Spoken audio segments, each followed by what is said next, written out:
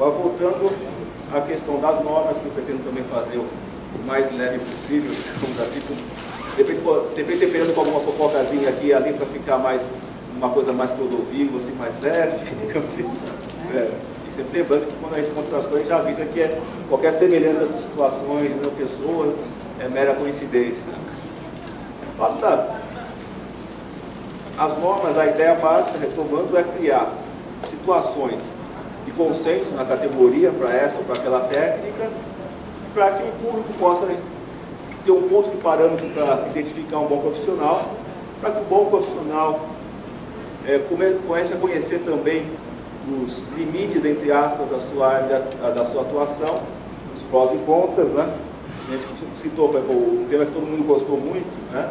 A terapia de vivências, vidas passadas, mas existe uma norma específica, inclusive, para isso, já uma das primeiras normas criadas pela organização. Por quê? Porque é um dos pontos que os vários profissionais alertavam, muitas escolas diferentes, que iam concordar por um ponto. Estava tendo muito oba-oba. Muita gente procurava por curiosidade. Então, uma atitude sábia que consta na norma, por exemplo, é não jamais ser feito no primeiro atendimento. É infantil Henrique, então no segundo já pode? Calma, a ideia básica é de tipo assim, veja se é caso para isso, se o professor não está lá, não era curiosidade, quer dizer, lógico, o fato de estar lá também mostra que não é só curiosidade, mas talvez ele esteja no momento de curiosidade e não no momento disponível para um aprofundamento da questão. Perceber que o cliente quer um trabalho prolongado, porque fazer uma vivência aflora alguma coisa e não poder trabalhar com isso, não é uma proposta terapêutica. Aí é quase uma brincadeira, digamos assim, quase uma irresponsabilidade até da nossa parte aceitar uma situação como essa. Então as normas vêm para isso, para dar esse parâmetro. Né? A questão foi por uma das normas técnicas, que é a TH001, envolve o código de ética da categoria. Então teve perguntas, por exemplo, que nem aconteceu pelo dia, quanto que eu cobro para atender pelo MSN? Primeiro que estamos já numa área que ainda não está, a turma tateando atender pela internet. Então não é uma coisa para sair cobrando, porque é um experimento ainda das pessoas, não só na nossa profissão, como nas outras também. O próprio professor de psicologia, por exemplo, ele vetou o psicólogo fazer isso, a não ser como experiência. Quando a experiência não há horários em relação a isso, né? É um estudo, é um aprendizado. Um outro tópico importante a observar era a questão em relação a valores, né? Até onde um valor, o pessoal às vezes fala, mas qual é o máximo que eu posso cobrar, qual é o mínimo que eu posso cobrar? Isso não existe, né? É uma questão de mercado mesmo. Mas existe uma ideia a ser observada, porque chega um ponto que pode ser considerado uma concorrência antiética, uma concorrência desleal. Quando você, para chegar naquele preço, entre aspas, mais baixo de honorário, você diminuiu a qualidade também. Um exemplo de como isso pode acontecer. Tem gente na acupuntura, que a gente brinca e fala, tem que ir passeada. Coloca 10 marcas lá, não fala com ninguém, senão dá que nem uma maquininha. Assim, às vezes no mesmo ponto todo mundo. E cobra lá R$1 a dúzia. Isso é uma concorrência desleal. É antiético porque ele diminuiu a qualidade do seu serviço para poder, de repente, dar um tempo menor para a questão. Que é um problema grave que acontece também com outras profissões. O Conselho de Medicina debate muito isso também, que depende daquele famoso atendimento médico de 5 minutos.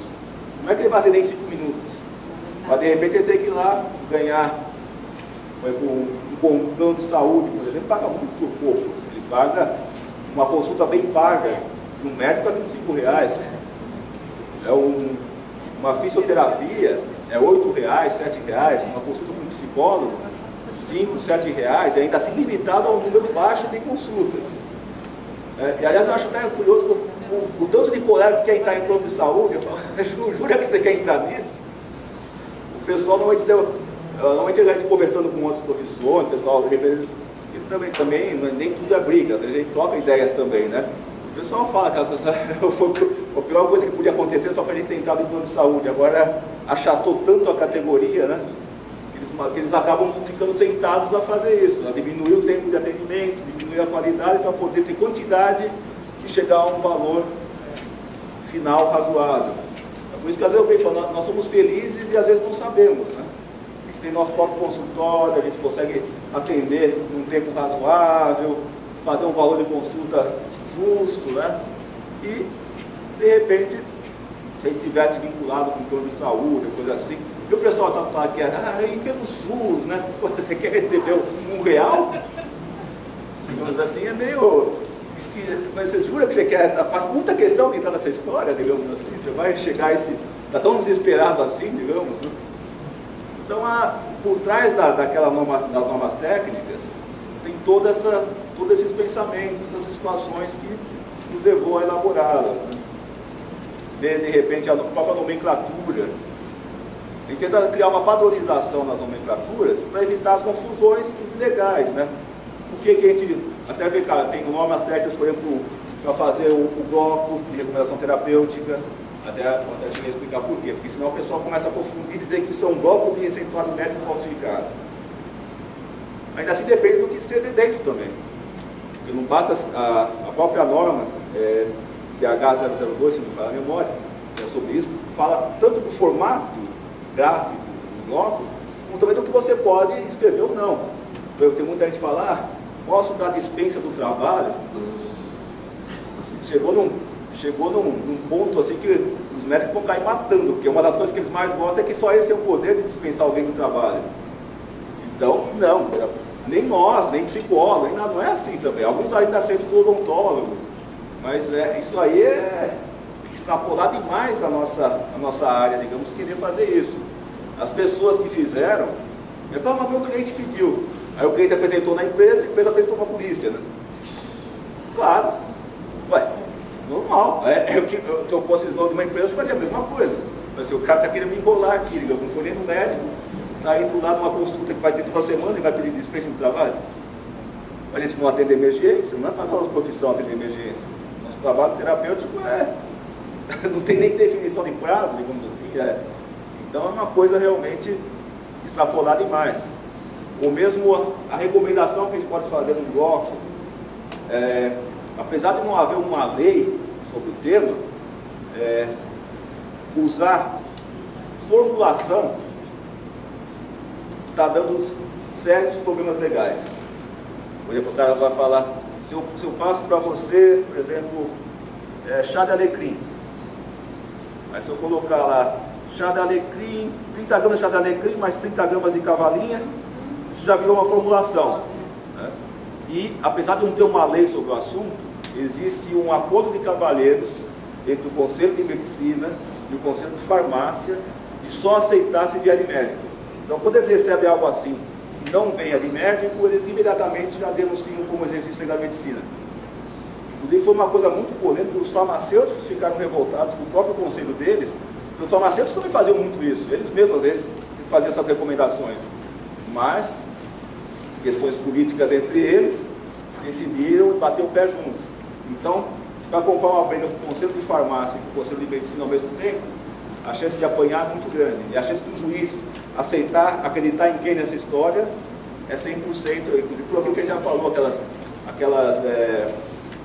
situações imaginárias que eu falei, assim, aquelas situações de ficção em que são pagos, apesar disso vem nos próprios jornais, né, deles, pagam eventos em hotéis 5 estrelas para todo mundo, para ensinar a interpretação deles. Uma das interpretações que eles dão é essa, tipo, chegou recomendação, formulação, que não é de médico, é crime. Isso acontece com o fitoterápico. Mas de repente eu te recomendei tomar chá de cavalinha, te recomendei tomar chá de alecrim. Já não é uma formulação. Você foi lá no supermercado, comprou, agora você começa a querer. O que está dando horrores de processo é um ortomolecular. Falei, mas tio Henrique, assim que me ensinaram na escola. Eu falei, pois bate na sua escola. Porque aí, depois quem aguenta o rojão é o aluno que está seguindo essa orientação, né? Então chegou ortomolecular, tantos miligramas disso, mas tudo isso, processo. E, inclusive, imagina o constrangimento em relação ao próprio cliente. O cliente vai lá na farmácia, ele fala, não volta mais lá, esse cara aqui, ó, já vou aproveitar, vou denunciar ele para a polícia, blá, blá, blá. Quer dizer, a pessoa às vezes pode acabar com a carreira dele porque não seguiu essas normas, assim, Aí eu falo, poxa, é justo, é injusto? Olha, não faz diferença na hora do processo, digamos, né? É um fato real, vai acontecer. Se não aconteceu até agora, é questão de tempo. E a gente orienta justamente para evitar que isso aconteça. Agora fala, não, mas eu quero ser mártir, eu quero chegar até o fim. Olha, por experiência própria, olha, se eu puder dar um conselho, eu falo, não faça isso. Assim, não dá nem satisfação pessoal, na verdade. Então, melhor é evitar, e a gente consegue fazer um bom trabalho sem chegar a esse ponto.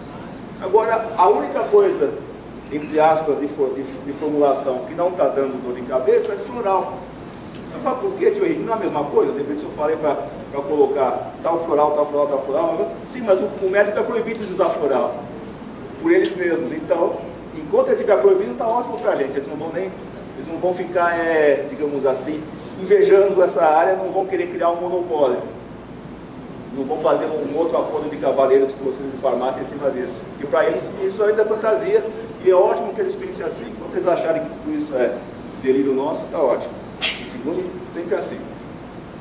Então o floral ainda dá, mas ainda assim, eu já peguei algumas coisas, em termos de recomendação de floral, que chega a ser ofensivo para o farmacêutico, que também não é uma coisa legal.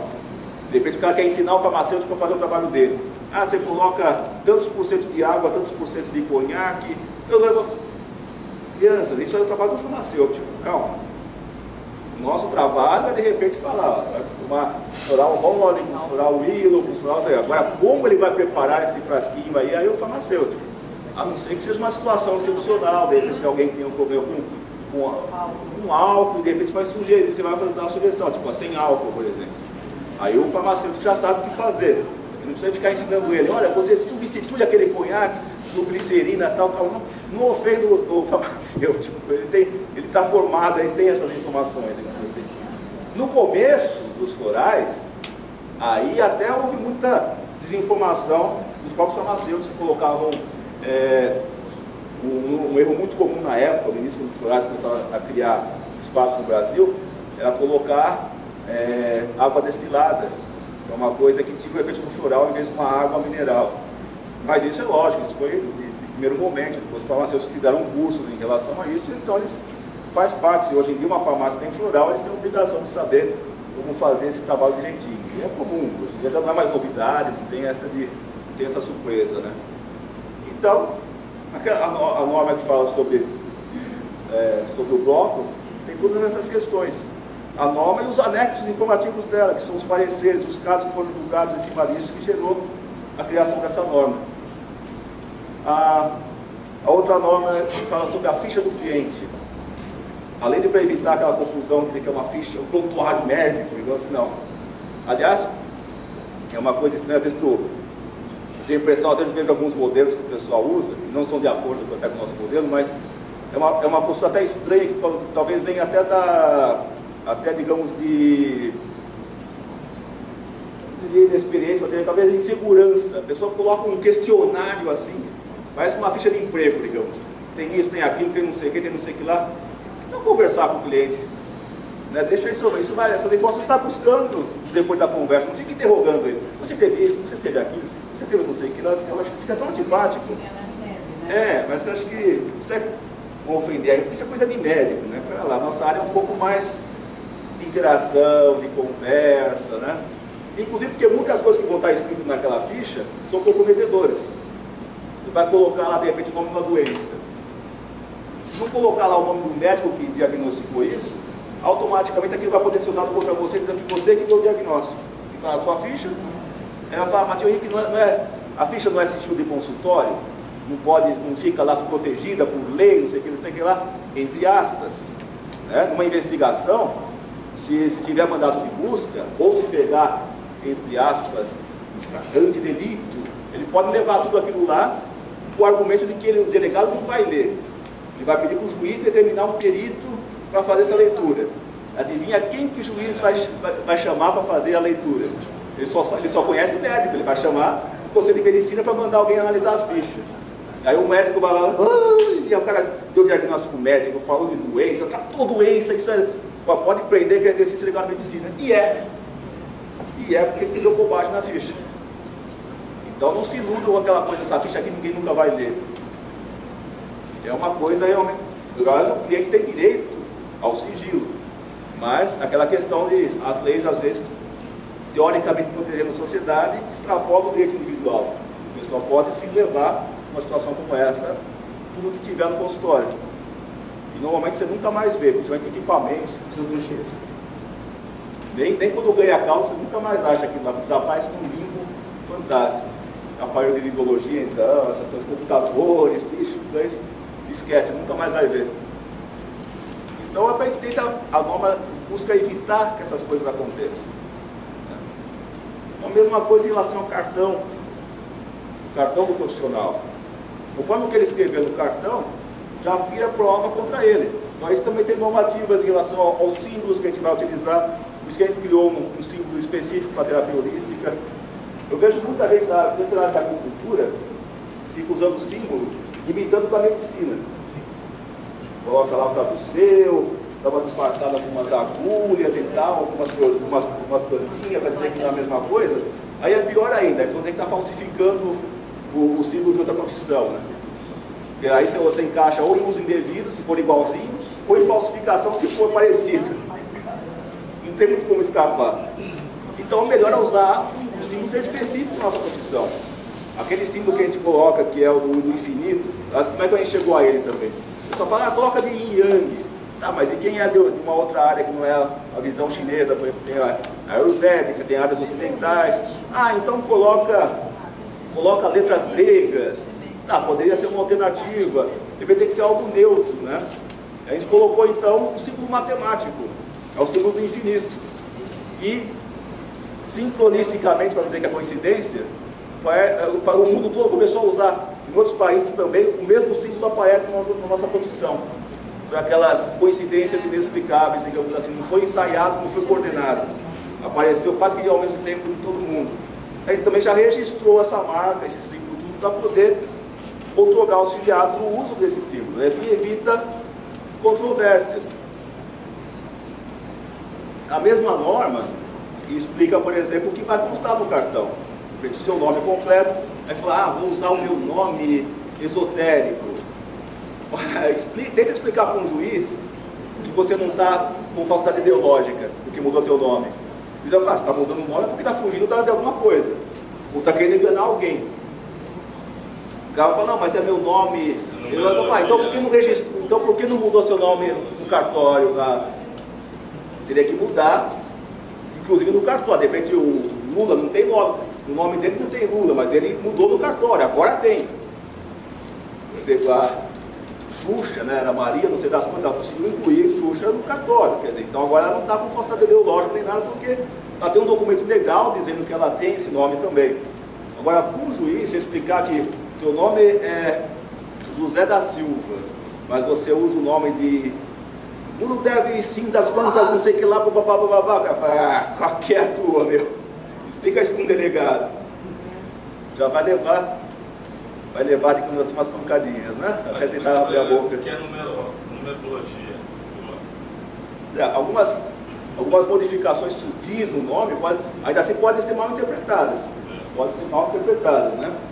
Por exemplo, meu nome é Henrique Vera Filho, eu faço numerologia, acho que se eu mudar para Bill Gates, acho que vai dar mais dinheiro. Agora meu nome é Bill Gates. Digamos que alguém vai ficar bem desconfiado que essa numerologia está um pouco exagerada, alguma coisa assim, né? Mas para evitar controvérsias, né? Por exemplo, você vê, às vezes, na área de yoga, tem muita gente que muda o nome, às vezes, um exemplo bom diz, o De Rose, o sobrenome dele é De Rose.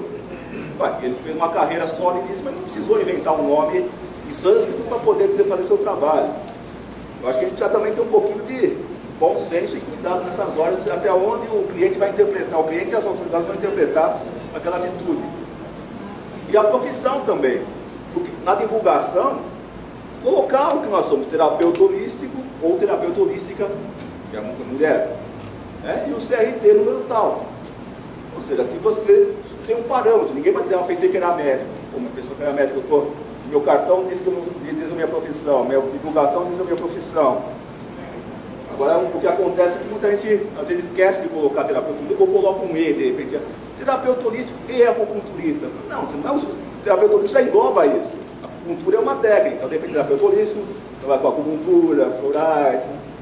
Também, mas aí também vai a questão de marketing. Dá para não transformar o cartãozinho no outdoor, né? Tem gente que parece um livro, assim, mas o cartão é um livro, né? Tem tanta coisa escrita que a pessoa desiste de ler, né?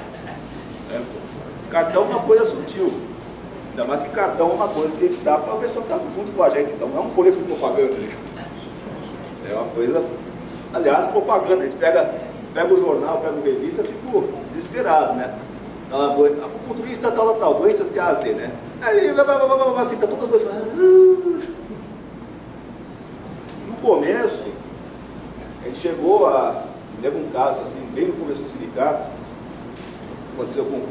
Foi uma época, inclusive, toda a colônia oriental acabou se filiando por causa desse caso. Mas hoje em dia eu já não faria a mesma coisa.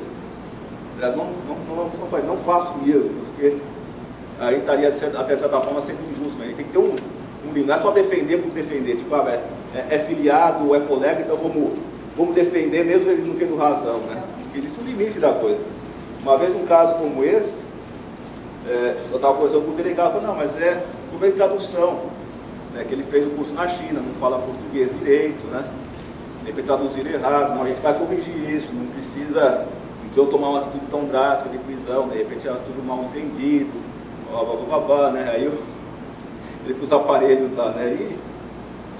E assim, aí aparelho um monte de erva, aquelas coisas. Ele falou assim, mas como é que você explica todas essas ervas aí, né? Sem registro, sem código, sem nada, não sei o que lá. Eu falei, é que ele mora lá no conjunto com o consultório. Eu falei assim, pensei em chegar da China, não tem ainda. Isso aí é uso pessoal, né? O cara tá dando risada já, né? Sei, né? Hoje em dia eu não faço. Hoje em dia eu ia falar pro delegado, não saber, vou colocar a chave fora, velho. Nossa, como você é malvado. Hoje em dia eu falei, porque essa mesma pessoa repetiu isso umas 4, 5 vezes. Quer dizer, que mesmo tendo uma chance de corrigir os erros, continua fazendo, então chega uma hora que não dá, né?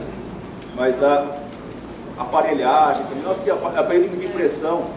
Pessoal, aliás, uma coisa, eu não consigo acreditar isso, eu vejo um consultório de colega nosso, aparelho de impressão. Não, mas eu tenho farmacêutico vai preso por pedir impressão. Imagine a gente ficar tendo pressão em consultório. Não, mas eu aprendi assim na escola. Vai lá e bate na tua escola, digamos assim. Porque a questão, o único objetivo de pedir pressão é verificar um estado de doença. Então, novamente, ele cai na área médica. Já tem, não é gozação, farmacêuticos presos na sua própria farmácia para tirar a pressão. Então, dentro de equipamentos, né? A gente falou da fisioterapia, estava pegando no pé, tudo que eles veem que tem estética, que tem drenagem linfática, que tem a palavra massoterapia, mas não é só isso também, equipamentos para drenagem linfática, equipamentos para estética, estão pegando no pé drasticamente. Tanto o Conselho de Medicina quanto o de Fisioterapia, os dois dizendo que só eles podem usar. Aí a única alternativa que teria seria, de repente, colocar aquele aparelho que foi considerado uso livre pelo Ministério da Saúde. Aí o que acontece? Não tem nenhuma documentação do aparelho, nem quem comprou, nem a empresa que fabrica. Então, aí a culpa, mesmo sendo dividida, sobra para a parte mais fraca, que é quem está com o consultório. Já aprende os aparelhos, já leva o que eu falei, depois aprendeu o aparelho nunca mais vê. No mínimo esse prejuízo já tem, fora o resto dos processos que vai ter em cima do assunto. Agora, Henrique, tem uma forma de marketing para chegar a essas normas que envolvem escola. Você entra na internet, as escolas, tem escola que fala que cura até câncer.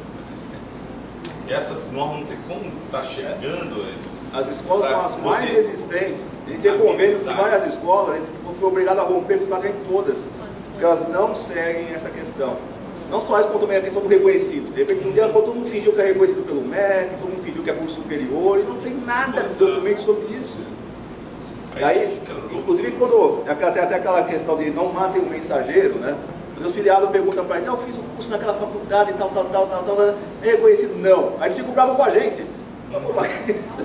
Caramba, a culpa é nossa, não estou dizendo a verdade, não é reconhecido. Se tivesse perguntado antes de fazer, já teria essa informação. Aí depois vem, não, mas é mentira, eu fui lá e eles falaram que sim. Entra no site do MEC, lá. O problema também é que o MEC, nesse ponto, ele também é muito conivente. para conseguir acessar aquele sitezinho do MEC com essas informações, convenientemente fora do ar durante muito tempo, assim, é difícil, e vira e mexe, aí muda os links, é difícil de acompanhar. E esses aparelhos que estão venindo aí na Nova Ciência, por exemplo, você recomenda que nós usemos? Eu acho que eu recomendo que, para a gente, eles mostraram a documentação também, mas eu achava legal, até depende até falar com eles sobre, não só com eles, que quando comprasse, quando vendesse o aparelho, vendesse além da nota fiscal, claro, também cópia dessa documentação, qual é a portaria que isentou o registro, eles fornecem. Fornecem, então, ela já tem essa experiência. Não, eu comprei, eles não fornecem. Pede, depois Não, solicita. eu vou mandar pelo correio, eu não vou correr o risco de... Mas eles são idôneos, Não. Por aquele lá... Não, a nota fiscal é uma obrigação toda, mas não é suficiente. Você pode... Não é suficiente. Oi? Quem vai daqui para Salvador não tem que viajar. Ele estava aqui só uma... Por exemplo, na ficha do cliente, essa primeira entrevista que eu vou ter com o meu cliente. O cliente tem problema de hernia de disco, ele tem problema de pressão alta. Então, tudo isso algum médico diagnosticou. Vai ter que perguntar que médico foi esse. Não sei. Então, marca isso na ficha. Que diferença faz pra gente? A gente vai trabalhar com pontos de acupuntura, com meridianos, para nossa informação. Pode ser uma informação verbal, porque ele está desabafando, etc. Mas a gente se mostrou aqui na alocultura. A gente consegue fazer o trabalho sem essas informações até. A gente vai estar pesquisando quais são os pontos que estão abertos. Esse raciocínio que precisa da informação da doença para usar os pontos é o raciocínio de quem? Do médico. O que interessa para ele que seja assim, porque assim fica um monopólio. Já para nós, o que interessa é resgatar a origem da técnica, onde não se falava de doença. Nunca foi esse pré-requisito para poder saber como trabalhar em pontos, ou de acupuntura, ou de chiatos, ou de tuinar, com tudo que tiver. É tudo uma questão, a gente tem que ficar esperto em relação a isso. Agora, é lamentável realmente que as escolas não sejam as primeiras a se preocupar com isso. E realmente e a literatura também acontece muito isso. Por isso que a gente teve o projeto de Livroteca, que ajuda para criar livros onde o conteúdo, além de ser eficiente tecnicamente, não tenha essa problemática legal. O pessoal traduz um livro de médico para médico e vai parar para cá e aqui fere a legislação brasileira. Tem livros que, por exemplo, você pega o livro em caso da acupuntura, por exemplo, você pegar teoricamente aquele que deveria ser o livro do Imperador Amarelo. Né? Na verdade, aquilo lá, traduzido pelo Van Gogh, cada uma página do Imperador Amarelo tem 10 do Van Gogh, com receitinha de ponto na cabeça dele.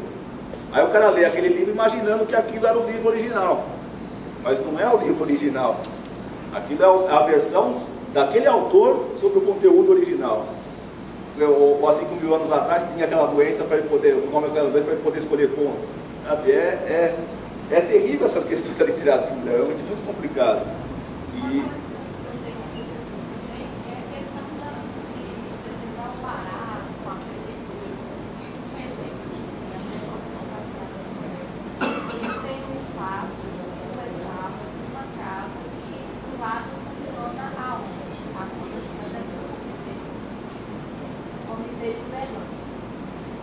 Como a casa é muito grande, então eu uso a outra parte da casa. E aí, o que eu teria que fazer na prefeitura? Pagar algum imposto, alguma coisa? Eu não tenho.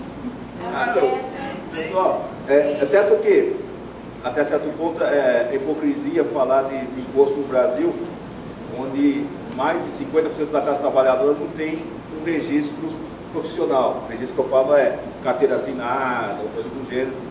Só que daí é você ter consciência da situação e falar, tipo, olha, não tenho condições econômicas de regularizar a minha atividade econômica, a minha atividade comercial, a atividade econômica, a atividade terapêutica. Tem muitas empresas, entre aspas, abertas, que têm documentação. Você vai comprar o cachorro quente lá na carrocinha, dificilmente ele vai ter uma documentação, ou vai aquela piruazinha tal, né, para lá e para cá com os lanchinhos, provavelmente está fugindo da fiscalização. Quer dizer, é uma situação econômica que dificulta a regularização. Mas daí achar que não precisa, ou alegar que não sabia que precisava, isso não tem como a gente alegar isso, nós somos pessoas inteligentes. E toda atividade econômica pressupõe um registro num órgão público e pagamento de imposto.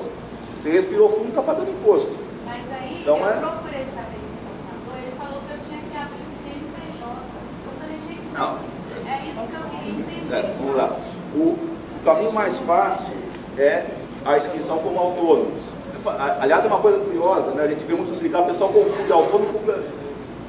A pessoa está no estado de clandestinidade, ele acha que ele está autônomo. Não, o autônomo é a mesma coisa, tem que registrar, pagar imposto. Quem não tem registro, não paga imposto, é clandestino. Ah, foi por maldade, foi por... Não necessariamente. É só a situação econômica, desinformação. Mas para o fiscal, isso é irrelevante. Né? E se for uma acusação mais séria, por exemplo, se não tem nem registro, ixi, aí piorou mais ainda. Né? Então, o caminho mais fácil é a inscrição como autônomo. O autônomo, os impostos são menores, conforme o município. Aliás, muito cuidado com isso, que o contador adora registrar terapeuta holístico como terapeuta ocupacional. É totalmente errado. Porque é outra profissão. Né? Tem... Não, aí já é o trabalho dele, né? É diferente, mas o registro normalmente não é caro, não tão caro, assim, as taxas, varia de cidade a cidade.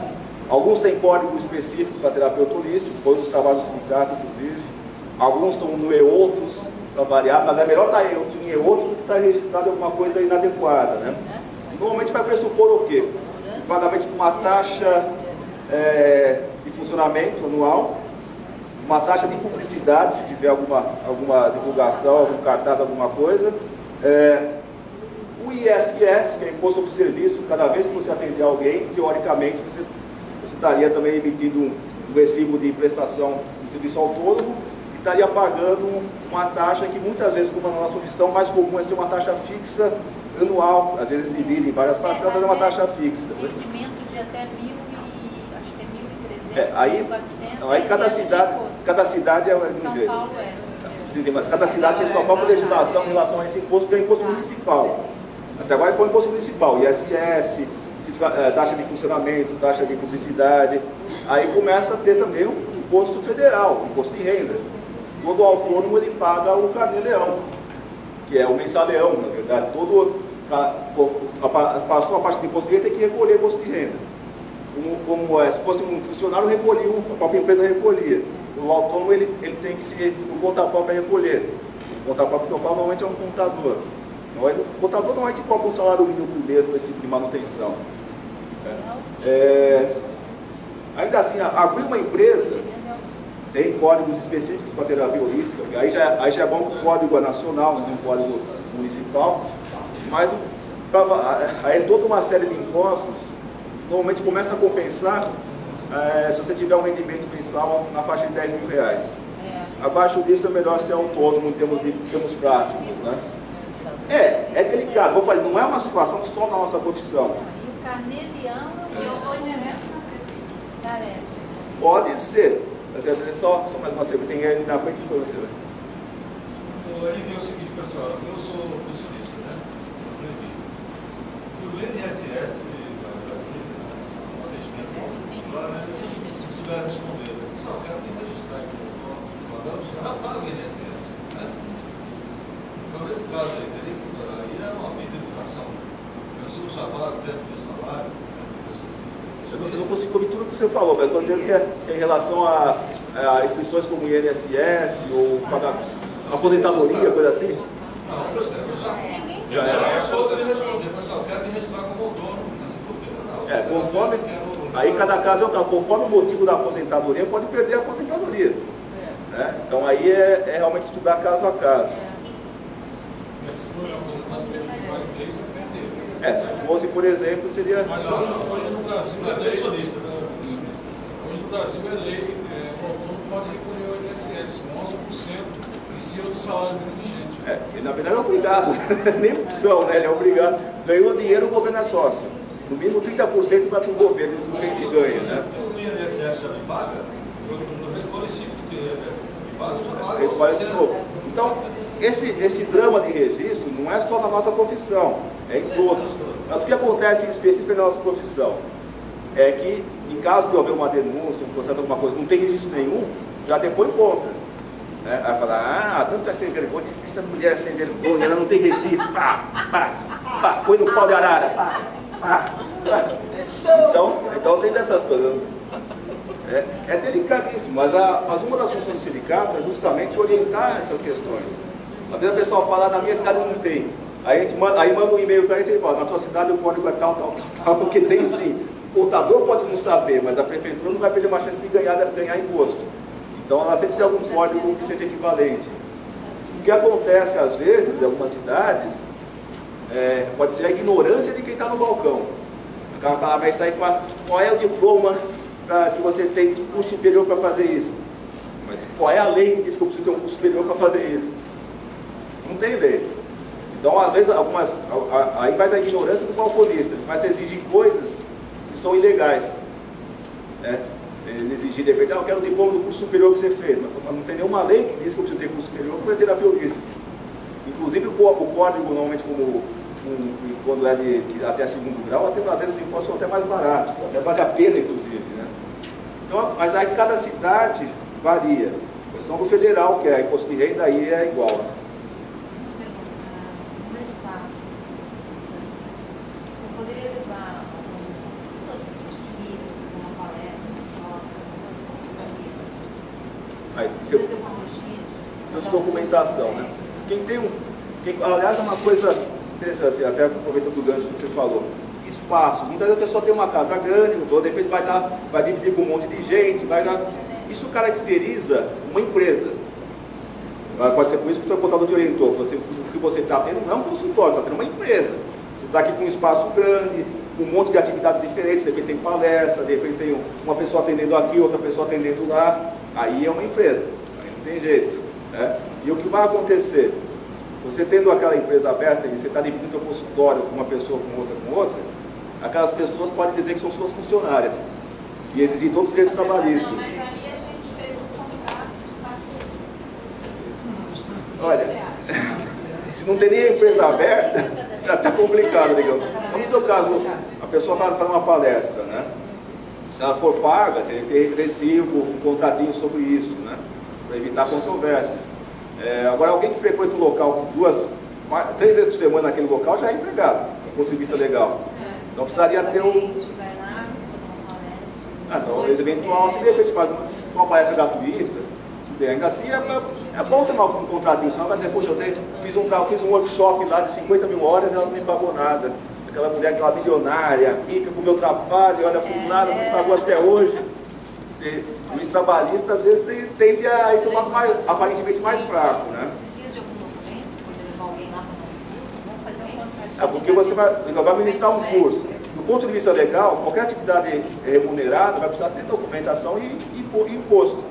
Então, vai ministrar um curso. O pessoal está pagando, o governo quer, o governo vai, cadê o meu? O governo vai querer garfar isso através de, ou como serviço de empresa, ou como autônomo. Mas quando tem um espaço, assim, normalmente é empresa. Então é difícil de não caracterizar como uma empresa. Às vezes a pessoa chega no meio termo, de repente abre como autônomo e fica lá cuidando, mas chega uma hora que uma fiscalização vai lá e vai exigir como empresa. Então se o cara coloca lá, de repente você tem inscrição como autônomo, um exemplo. Aí você coloca lá, clínica, não sei das coisas. Se não apenas disse que era uma empresa, como ainda se auto-obrigou a ter um médico lá dentro. Né? Porque você é clínica, tem que ter um médico. Então tem dessas coisas, né? Ou então a pessoa às vezes vai ter essa ingenuidade, ela tem inscrição como autônomo, aí coloca aquela placa lá, espaço, não sei das quantas, não sei das quantas, não sei das quantas. É uma empresa. Então, quando a hora que chega o fiscal lá, fala, cadê a documentação da empresa? Ué, não tem. Então, aí é multa, é isso. Não é caso de cadeia, mas é uma bela dor de cabeça, digamos assim. É delicado. Agora, até onde eu vou... A maioria das pessoas, para ser honesto, digo assim, não, ficção, desculpa, ficção, o pessoal está fazendo ficção. No Brasil não acontece isso. Né? As pessoas costumam começar de improviso.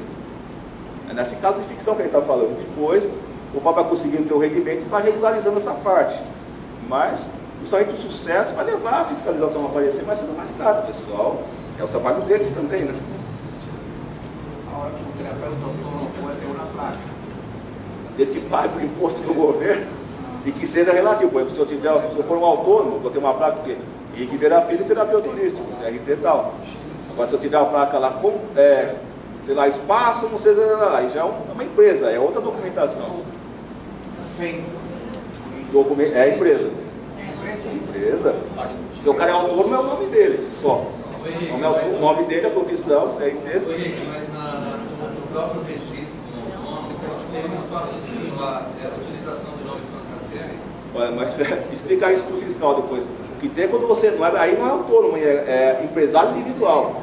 Empresário individual é o nome dele, ME, e aí o nome fantasia que tem que estar registrado no CNPJ também.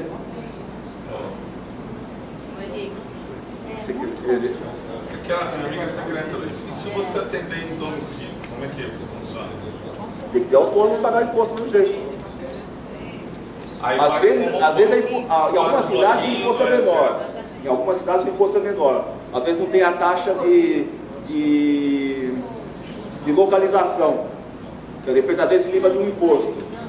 Mas também é uma questão relativa. A valorização de uma pessoa que atende de local em local normalmente é menor do que a valorização de alguém que tem um estabelecido, né? A credibilidade também, é uma faca de dois gumes, às vezes economizar um imposto.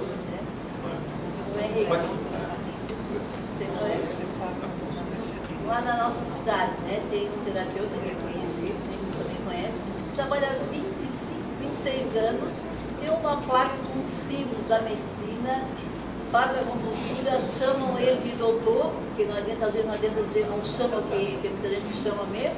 Não sou doutor, mas peço meu doutor. E ninguém nunca ouviu falar que enchesse o saco dele. Às vezes é um caso de ser amigo de prefeito, coisa assim, mas aí não dá para confiar nessas coisas, porque uma hora muda o político, muda quem está lá, e aí o pessoal vai se vingar de todos aqueles anos que faltam cobrar. Ele é meu vizinho ali, mas é interior. Fora que é a lei de Murphy, digamos assim, quando é com a gente o pessoal vem, digamos. Ah, mas tu conhece, tu sabe que é toda vez. Mas eu vi na sorte, fora que, justamente por estar bem estabelecido, compensa deixar de pagar um imposto, para quem está bem estabelecido, o cara gastar R$1.000 por ano, de repente, um imposto, é alimentos, né?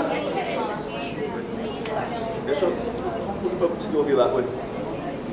Na experiência do sítio, uma pessoa que esteja visualizada como autônomo, mas tem a sua própria sala e tem um atendente. Ele também pode se confundir com uma empresa desse problema. Não, um atendente de consultório, né? Tipo assim, um recepcionista, vai estar registrado como funcionário. Mas eu tenho uma sala e tenho uma secretária. Ela tem que estar registrada como funcionário. Não seria uma empresa, no caso. É comum um consultório, um autônomo pode ter funcionários também contratados, mas tem que estar no registro profissional também, carteira assinada, senão é outra irregularidade, né? Agora, uma coisa muito que acontece bastante, às vezes na confiança, muita gente divide espaços com vários outros colegas e já deu muita encrenca nisso em relação à coisa trabalhista. Escolas é muito comum, tem muito comum isso. Às vezes o pessoal monta uma escola, tem CNPJ bonitinho, e um monte de gente dando aula, sem um contrato assinado, todo mundo é empregado. Aí todo mundo processa de uma vez, tem escola que fechou com essa brincadeira, vai todo mundo processar junto lá, que é empregado, pode estar lá 2, 3 vezes por semana, é empregado. No caso, trabalha eu e uma colega, aí as duas têm que As duas. Exato, como autônomos separados, ou de repente vocês duas montam a empresa. Então é.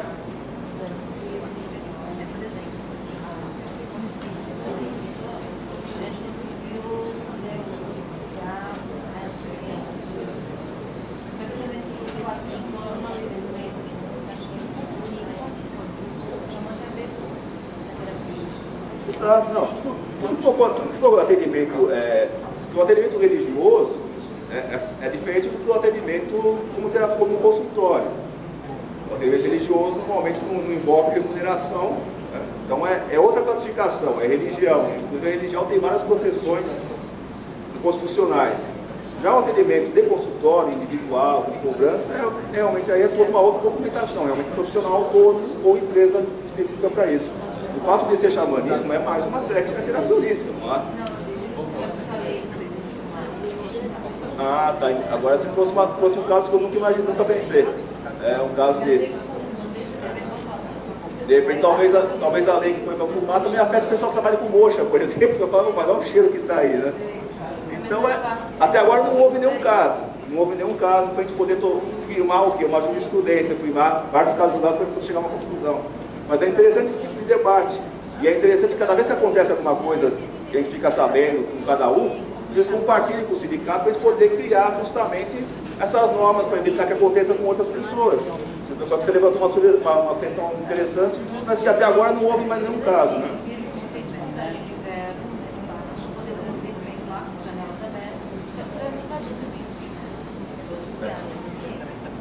Realmente vai ser questão de sentir. É que normalmente não seria um alvo da fiscalização, a gente vai lidar mais com restaurantes, com coisas, mas espero que nunca aconteça. Mas é uma interrogação mesmo, né? Vai ser um caso de abrir defesa. Normalmente em cima de uma multa, de uma autuação, abre-se espaço para recurso administrativo, que não chega nas vias judiciais logo de cara. Então, às vezes a pessoa tem condições de regularizar ou de questionar, tipo, de repente ela vai argumentar se aconteceu alguma coisa com ela, mas até para essa argumentação já tem outro fundamento, né? E para isso que a gente consegue, entrando em contato com o sindicato e mandando também porque às vezes é difícil aí passar um parecer, porque o pessoal esconde muito o que está acontecendo. Não, mas aí a fiscalização foi lá, tá, não transmita para a gente a autuação. Ah, não me deram nada. Não deram nada. É verbal o negócio? Então vai, às vezes, e depois aí a pessoa vai soltando um pedacinho aqui e fala, tá, mas você pode que você pulou tal página? Aí vai, pega aquela página. Às vezes o pessoal, às vezes, aconteceu alguma coisa, já entra em contato com a gente, já passa tudo o que tiver, porque se a gente não tem como a gente dar um parecer sem estar munido de toda a documentação, né, no caso. E às vezes é o caso mesmo, tipo, está errado, vai ter, então vão ter que consertar. Ou às vezes não, a pessoa extrapolou, ele não podia ter feito isso lá, o fiscal, então vamos realmente no recurso administrativo mostrar, apurar mais bem o que ele fez de errado, né? Então é delicado, mas essa questão acontece não só com a gente, acontece com todo mundo. O cara está lá com a barraquinha dele de cachorro quente, vai chegar o fiscal falando documento. Acontece, é uma situação, aí é uma situação econômica do país também, e essa tendência do brasileiro de manter ainda na clandestinidade ou informalmente, né? Só que conforme a gente vai crescendo na profissão, a gente acaba tendo recursos para poder regularizar. E aí é claro, é muito conveniente. Né? Mas não é bem tendência brasileira de manter dificuldade. É tudo difícil. Não, concordo. O coitadinho lá que está vendendo cachorro quente, se ele for pagar alguma coisa, não vai dar para ele comer. Não, exato, mas é aquela questão que alguém quer te prejudicar, por exemplo, você estava com o consultório super bem, começou inclusive colegas da profissão, não pense que isso só vem de médico, coisa do gênero lá, né? Aquele caso que eu citei lá, que gerou a própria criação do sindicato, que foi uma esteticista, quem preparou todo o Flamengo foi outro esteticista. Então, de repente, quanto menos regularizado você tiver, pior vai ser, né? Então tem que se pensar nisso. Agora tem que sair o personagem, o meu lado jurista e entrar do meu lado terapeuta floral aqui. Vestiu outro personagem, digamos assim. E essa parte inclusive é uma coisa delicada, porque a gente fala tudo isso para os colegas, e o pessoal fica bravo comigo, por exemplo, ou com o sindicato, falando, como nós criamos essas leis, digamos assim, nós estamos simplesmente citando o que é um fato. Daí, se é viável economicamente fazer tudo isso, se é possível realmente, aí são outros 500, mas do ponto de vista da lei, seria assim. Tanto chegou o pessoal mais antigo, o sindicato, lembra que a gente não passava a carteira de terapeuta holística definitiva sem apresentar o registro como autônomo ou como empresa. Só que chegou o grau, o tamanho de dificuldade, quando foi econômica, burocrática, e a gente parou, vamos suspender essa exigência, né? Até perceber o quanto para melhorar. Agora, o fato de suspender essa exigência internamente não significa que o governo esqueceu da gente, não. A hora que apareceu um fiscal, ele vai cobrar tudo isso. Os impostos, os registros, bababá. Não estou dizendo que é um caso a princípio, de alguém ser preso por causa disso, mas vai ter muita dor de cabeça. Agora, isso pode ser um agravante, uma situação pior, né? Ele foi uma denúncia de serviço da medicina, chega lá, a pessoa não tem nem registro, ela já fica desmoralizada logo de cara, né? E no mínimo vão fechar o local, até por isso mesmo, porque não tem registro, já pode fechar o local.